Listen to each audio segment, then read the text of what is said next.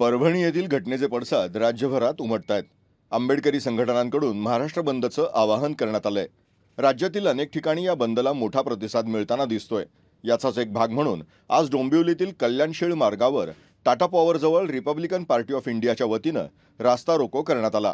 या आंदोलनामुळे काही वेळ वाहतूक कोंडीही झाली होती.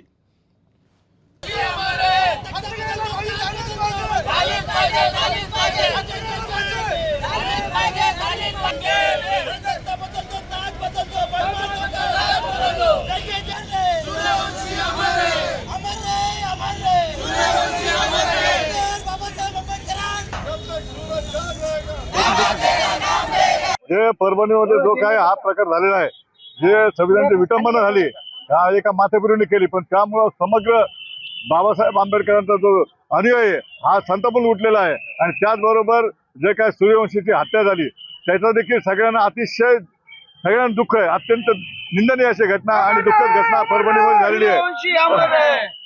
तर त्यांना न्याय मिळावा, सूर्यवंशीला न्याय मिळावा, त्यांच्या मारेकऱ्यांना फाशी व्हावी आणि त्यांच्या मृत्यूची SIT चौकशी व्हावी. त्याचबरोबर ज्या आंदोलकांवर गुन्हे दाखल झालेले आहेत त्यांचे गुन्हे मागे घ्यावेत, यासाठी आम्ही सर्वांनी सर्वपक्षीय मिळून हे आंदोलन केलेलं आहे.